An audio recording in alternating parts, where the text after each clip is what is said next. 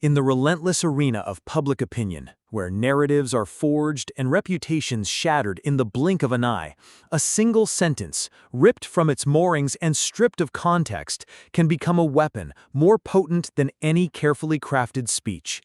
It can ignite a firestorm, turn allies into accusers, and transform a nuanced truth into a damning lie. This is the story of such a weapon, and the woman who dared to disarm it, live on national television. Before we delve into the heart of this unfolding drama, a tale of media manipulation and unwavering resolve, if stories of truth battling spin resonate with you, make sure to subscribe, hit that like button, and share your thoughts in the comments below. Your engagement helps us bring more such narratives to light, ensuring that every sentence in every story gets its full and rightful context. It began, as so many modern controversies do, with a whisper. Not a roar, not a breaking news alert, but a quiet, insidious hum from the digital ether. An anonymous Twitter account boasting fewer than 200 followers and a profile picture of a pixelated cat posted a screenshot. It was blurry, a little pixelated, but the words were clear enough. Supposedly, it was an email penned by Karoline Leavitt, the youngest White House press secretary in U.S. history. The subject line, stark and chilling, read, "We need to control how much truth gets out." It was vague, it was unverified, and to anyone who knew Karoline Leavitt, it was wildly out of character. But in the hyper-accelerated echo chamber of cable news, none of that mattered. Because within 60 minutes, before fact-checkers could even begin their work, Joy Behar held the printed email in her hand. On the set of The View, under the unforgiving glare of studio lights, she waved the page for the camera, a predatory smirk playing on her lips. "I'm just saying," she purred, her voice dripping with mock innocence, "if this is real, and I'm not saying it is, it shows who she really is." The audience gasped on cue, a collective intake of breath that vibrated through the studio. Who could resist such a juicy morsel? A young conservative press secretary fresh from the White House, accused of orchestrating media manipulation from the very heart of power. It was headline gold. It was clickbait incarnate. Karoline's phone exploded within minutes. The vibration, incessant and urgent, rattled across her desk. Texts from reporters, their questions already loaded with accusation, flooded her screen. Alerts from her staff, each one a fresh wave of panic, chimed relentlessly. Even allies, once steadfast, now demanded answers, their loyalty wavering under the sudden, intense heat. Her communications director, Emma, burst into her office, her face pale, her voice strained. "We're getting crushed! The View ran it like it was gospel!" Karoline didn't move. She stared at the screen, watching Joy Behar's triumphant grin freeze frame between two snickering co-hosts. The caption emblazoned below the image, a stark declaration of guilt, read, "Leavitt, controlling the truth." Karoline reached across her desk, her movements deliberate, and picked up her own printed copy of the email. She'd already seen it. She'd received it hours before the anonymous tweet, a warning from a trusted source. And she knew something no one else did. It was real. Every word. But it wasn't hers, at least not in the way they thought. Not in the way they were twisting it. "I want a call scheduled," Karoline said, her voice calm, cutting through the frantic buzz of the office. Emma blinked, her eyes wide with confusion. "With who?" Karoline looked up, her gaze steady, calm, but sharp as a razor's edge. "With The View. Tell them I'll come on live tomorrow." Emma's eyes widened further, a mixture of disbelief and fear. "Are you going into the trap?" Karoline nodded, a faint, almost imperceptible smile touching her lips. "No, Emma, I'm bringing the match." The West Wing buzzed with a nervous energy that morning, a palpable hum of apprehension. Emma, Karoline's communications director, moved with a frantic efficiency, her phone glued to her ear, fielding calls from concerned allies and gleeful adversaries alike. Every news outlet, every social media feed was alight with speculation. Would Karoline Leavitt appear? Would she issue a carefully worded statement? Would she simply vanish, allowing the narrative to solidify into an unchallengeable truth? But in the eye of this storm, Karoline herself was a picture of unnerving calm. She wasn't huddled with speechwriters, crafting defensive talking points. She wasn't rehearsing evasive answers. Instead, she sat at her desk, meticulously reviewing the full, unedited email, cross-referencing dates, highlighting key phrases. Beside it lay printouts of other emails from the same thread, documents that painted a far more complete picture than the one currently dominating headlines. Her resolve wasn't born of defiance, but of a quiet, unshakable conviction in the truth. She wasn't preparing for a fight. She was preparing for an unveiling. Meanwhile, across town in the ABC studio, a different kind of confidence reigned. Joy Behar, fresh from her initial triumph, was buoyant. "She won't show," she told producers, dismissing the notion with a wave of her hand. "She'll hide behind some staff statement. You watch. They always do." The producers, seasoned veterans of political theater, nodded in agreement. This was their game, their stage, and their rules. They had set the trap, baited it perfectly, and fully expected their prey to cower in the shadows. But then, the unexpected. As camera crews set up for the segment, adjusting lights and checking sound levels, one of the stage managers walked over to the host table with a clipboard. Her expression was a subtle blend of surprise and professional detachment. "Confirmed," she stated, her voice cutting through the pre-show chatter. "Karoline's coming in person, live, unfiltered." Joy looked up, startled. Her confident smirk faltered, replaced by a flicker of genuine astonishment. "Wait, what?" It was too late. The trap had indeed been set, but they hadn't counted on Karoline Leavitt walking into it with the entire email in hand, and more importantly, with the real story. That morning, Karoline Leavitt didn't dress to blend in. She chose a sharp navy blue blazer, its tailored lines a testament to precision and purpose. Pinned subtly at the collar was a small silver cross, an unmistakable symbol of who she was and the bedrock of what she stood for. There were no handlers, no entourage whispering last-minute advice, just her and a slim leather folder tucked tightly beneath her arm, its contents her only shield and sword. As she stepped into the bustling ABC building, producers glanced up from their clipboards, their quiet disbelief palpable. She wasn't flustered, she wasn't defensive, she was composed. And she was early. Backstage in the green room, Joy Behar was getting final makeup touch-ups, laughing with one of her co-hosts, when the stage manager leaned in and whispered, "Karoline's in the green room." The air in the room shifted, a subtle but definite change in pressure. "She actually showed up?" Joy muttered, her voice barely a whisper. The producer nodded. "And she brought something." He gestured vaguely towards the folder. Joy's smirk flickered, a tiny crack in her carefully constructed facade. Meanwhile, in the quiet solitude of the green room, Karoline stood at the mirror, adjusting her blazer, her reflection calm and resolute. A text from Emma popped up on her phone. "You sure about this?" Karoline replied, her fingers steady. She printed the headline, "I'm bringing the full page." At exactly 11 a.m., the cameras rolled. The View's theme music swelled, a cheerful, upbeat melody playing over bright, optimistic graphics. Joy Behar's voice opened the segment with practiced charm, her smile wide, her eyes sparkling. "Today, we're joined by the youngest White House press secretary in U.S. history, and apparently the author of a very interesting leaked email." Laughter rippled through the studio, a knowing, anticipatory sound. Karoline entered the stage to polite applause, mostly from the audience's conservative corner. She didn't wave, she didn't smile, she simply walked to her seat, placed the leather folder neatly on the table in front of her, and met Joy Behar's eyes without blinking. "Thank you for having me," she said, her voice clear and steady, a calm before the storm. Joy leaned forward, theatrical in her approach. "You're very brave, Karoline. Most people wouldn't show their face after an email like that." The trap was set. Now it was time to see if it would spring.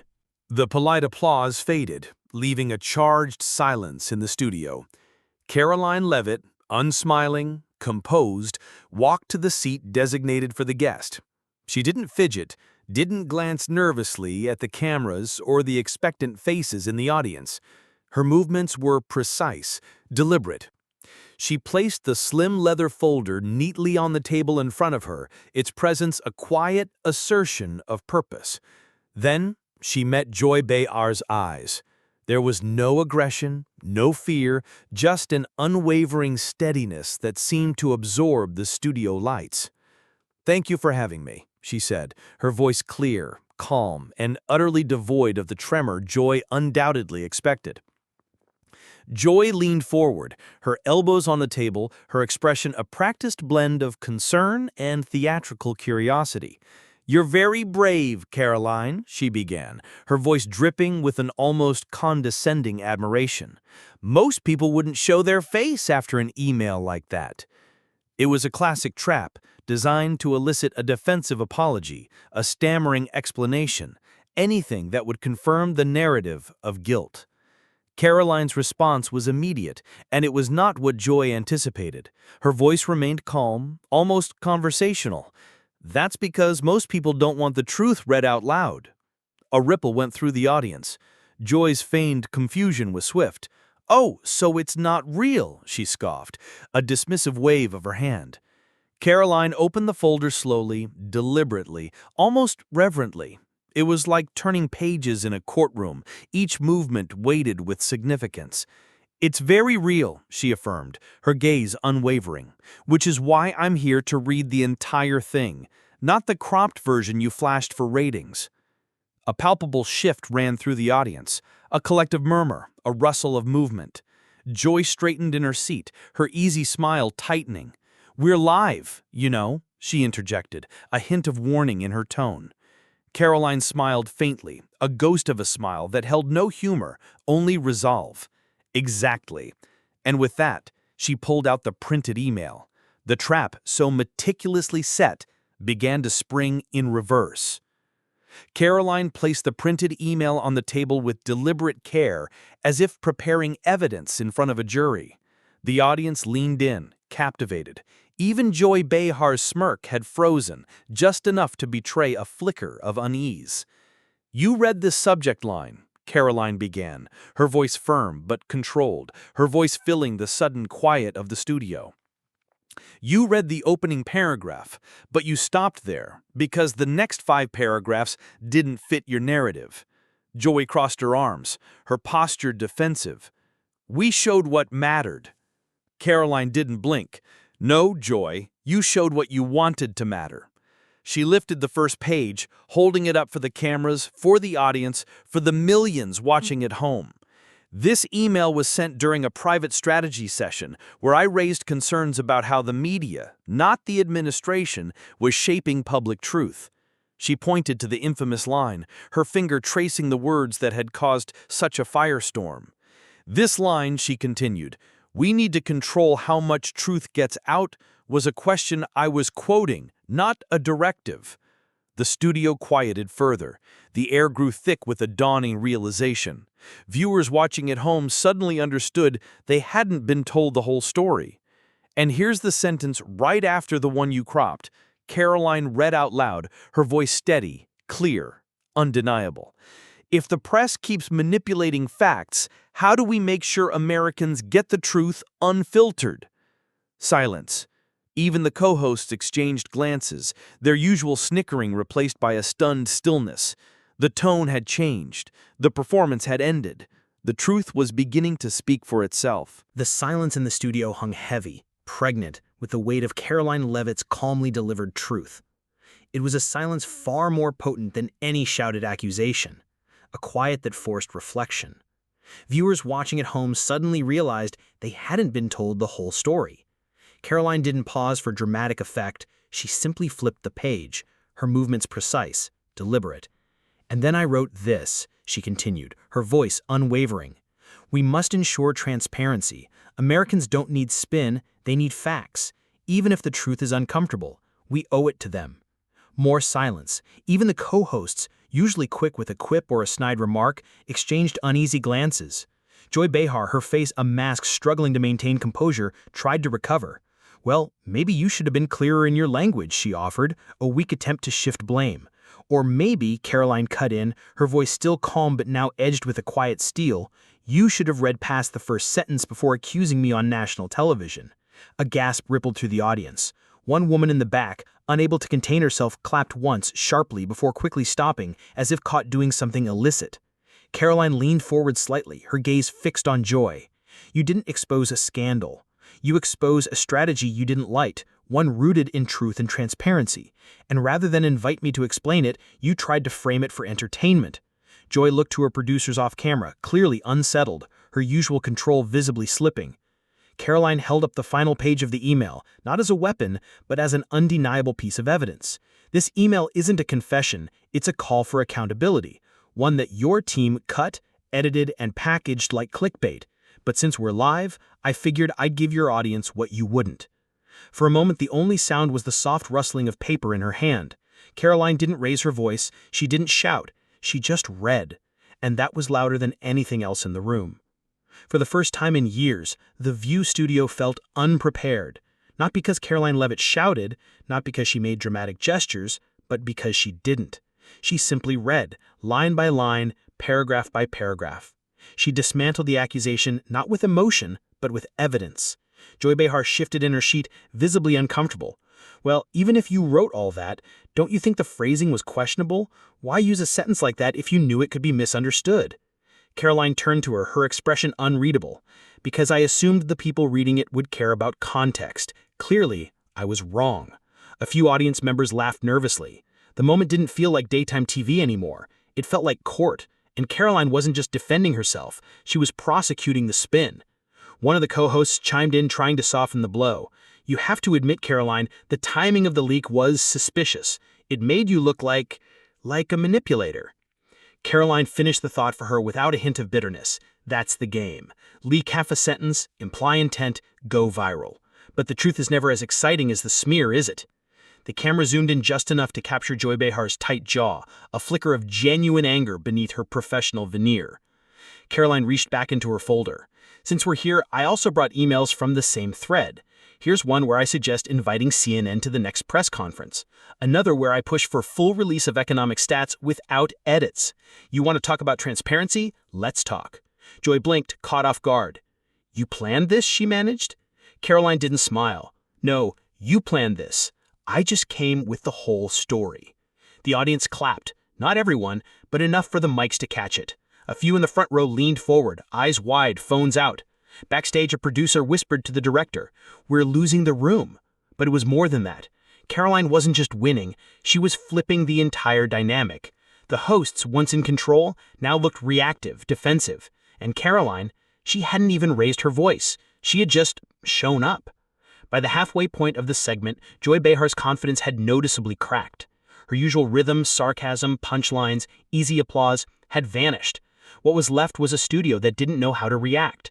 Karoline sat tall, her tone unwavering. "You say I manipulate truth, but I'm sitting here on your stage reading my words out loud. You tried to make them scandalous, but all I see is transparency." Joy scoffed, a last-ditch effort. "Come on, Karoline, you can't seriously believe this email doesn't at least look bad." Karoline nodded slowly. "It looks bad when you cut it in half. Just like a courtroom transcript can be twisted if you only read the prosecution. That's not journalism, that's a performance." The alive audience shifted uncomfortably. Some clapped, others looked to Joy for a response. But Joy wasn't quick to answer this time. She grabbed her mug, took a slow sip, and leaned back, visibly rattled. One of the younger co-hosts jumped in, trying to salvage balance. "So what do you want us to take away from this, Karoline?" "I want your audience to understand what actually happened. I don't need an apology, I just want truth to stop being treated like a political weapon." She paused, then added, "You say I'm dangerous because I speak for Trump, but I didn't bring him today. I brought receipts, and that seems to scare you more than anything he could tweet." That line hit hard. Backstage, producers were frantically checking comment feeds. Viewers weren't tuning out, they were tuning in. One trending post read, "Karoline's not backing down. She's reading the whole email line by line. No drama, just fire." Another, "Behar said the trap, but Karoline brought the flashlight." Joy leaned forward again, slower this time, her eyes narrow, voice controlled. "Well, if this is your strategy, it's working." Karoline didn't flinch. "It's not a strategy, it's just the truth, finally given a mic." And in that moment, the most unexpected thing happened. The studio went quiet. not because Karoline had silenced them, but because they had finally started hearing her. 10 minutes before the end of the segment, the View's producers were sweating. The comment section was out of control. Live feedback poured in faster than the moderation team could manage. But unlike past political clashes, this wasn't just tribal cheering. It was different, balanced, curious, even shocked. "I don't even like Karoline Leavitt, but she's eating them alive with their own email," one post read. "Joy looks like she's sitting in a courtroom, not a talk show," another observed. "Karoline's too calm for them to handle." Back on stage, the atmosphere was tense. Not hostile, but tense. Like everyone was waiting for something to break. Karoline leaned back in her chair and placed the entire email chain, multiple pages, on the table between her and Joy. "I'm not asking you to agree with me. I'm just asking you to stop editing people into villains." Joy's voice was tight. "You do that every day for Trump." Karoline's response was immediate. "I defend policy. I clarify facts. But I've never taken someone's words, chopped them in half, and waved them around for applause. That's not public service. That's theater." A few audience members laughed nervously. The moment didn't feel like daytime TV anymore. It felt like court, and Karoline wasn't just defending herself, she was prosecuting the spin. One of the co-hosts chimed in, trying to soften the blow. "So what do you want us to take away from this, Karoline?" "I want your audience to understand what actually happened. I don't need an apology, I just want truth to stop being treated like a political weapon." She paused, then added, "You say I'm dangerous because I speak for Trump, but I didn't bring him today. I brought receipts, and that seems to scare you more than anything he could tweet." That line hit hard. Backstage, producers were frantically checking comment feeds. Viewers weren't tuning out, they were tuning in. One trending post read, "Karoline's not backing down. She's reading the whole email line by line. No drama, just fire." Another, "Behar set the trap, but Karoline brought the flashlight." 10 minutes before the end of the segment, the View's producers were sweating. The comment section was out of control. Live feedback poured in faster than the moderation team could manage. But unlike past political clashes, this wasn't just tribal cheering, it was different, balanced, curious, even shocked. "I don't even like Karoline Leavitt, but she's eating them alive with their own email," one post read. "Joy looks like she's sitting in a courtroom, not a talk show. Karoline's too calm for them to handle." Back on stage, the atmosphere was tense. Not hostile, but tense. Like everyone was waiting for something to break. Karoline leaned back in her chair and placed the entire email chain, multiple pages, on the table between her and Joy. "I'm not asking you to agree with me. I'm just asking you to stop editing people into villains." Joy's voice was tight. "You do that every day for Trump." Karoline's response was immediate. "I defend policy. I clarify facts. But I've never taken someone's words, chopped them in half, and waved them around for applause. That's not public service. That's theater." A few audience members laughed nervously. The moment didn't feel like daytime TV anymore. It felt like court. And Karoline wasn't just defending herself, she was prosecuting the spin. One of the co-hosts chimed in, trying to soften the blow. "So what do you want us to take away from this, Karoline?" "I want your audience to understand what actually happened. I don't need an apology, I just want truth to stop being treated like a political weapon." She paused, then added, "You say I'm dangerous because I speak for Trump, but I didn't bring him today. I brought receipts, and that seems to scare you more than anything he could tweet." Backstage, producers were frantically checking comment feeds. Viewers weren't tuning out, they were tuning in. One trending post read, "Karoline's not backing down. She's reading the whole email line by line. No drama, just fire." Another, "Behar set the trap, but Karoline brought the flashlight." The camera zoomed in just enough to capture Joy Behar's tight jaw, a flicker of genuine anger beneath her professional veneer. Karoline reached back into her folder. "Since we're here, I also brought emails from the same thread. Here's one where I suggest inviting CNN to the next press conference. Another where I push for full release of economic stats without edits. You want to talk about transparency? Let's talk." Joy blinked, caught off guard. "You planned this?" she managed. Karoline didn't smile. "No, you planned this. I just came with the whole story." The audience clapped, not everyone, but enough for the mics to catch it. A few in the front row leaned forward, eyes wide, phones out. Backstage, a producer whispered to the director, "We're losing the room." But it was more than that. Karoline wasn't just winning, she was flipping the entire dynamic. The hosts, once in control, now looked reactive, defensive. And Karoline, she hadn't even raised her voice. She had just shown up. By the halfway point of the segment, Joy Behar's confidence had noticeably cracked. Her usual rhythms, sarcasm, punchlines, easy applause had vanished. What was left was a studio that didn't know how to react. Karoline sat tall, her tone unwavering. "You say I manipulate truth, but I'm sitting here on your stage, reading my words out loud. You tried to make them scandalous, but all I see is transparency." Joy scoffed, a last-ditch effort. "Come on, Karoline, you can't seriously believe this email doesn't at least look bad." Karoline nodded slowly. For the next few hours, Karoline and her team reviewed every page of the anonymously sent parcel. Cross-referencing dates, validating authenticity, everything held up. The evidence was irrefutable.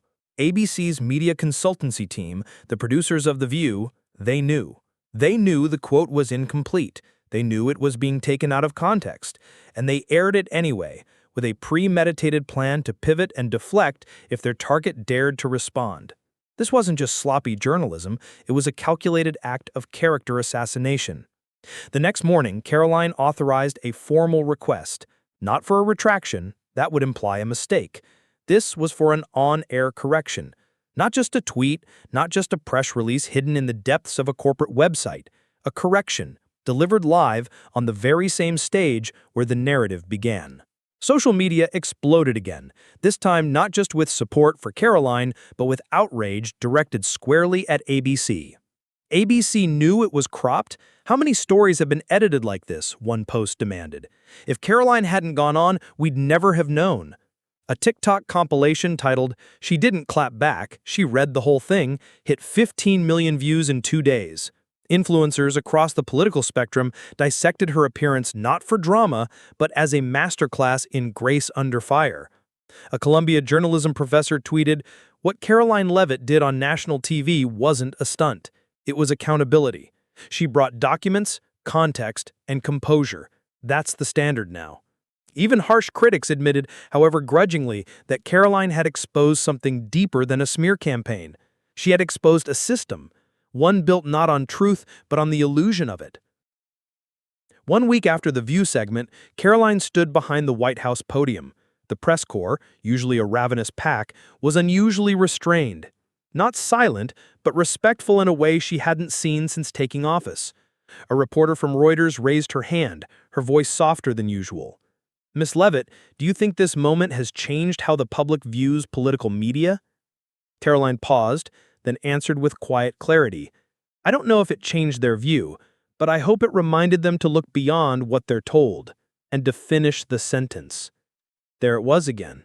That line, the one she had posted on X just days before, the one that had now appeared on posters in classrooms, on t-shirts, and even across protest signs held by people who didn't even vote for her.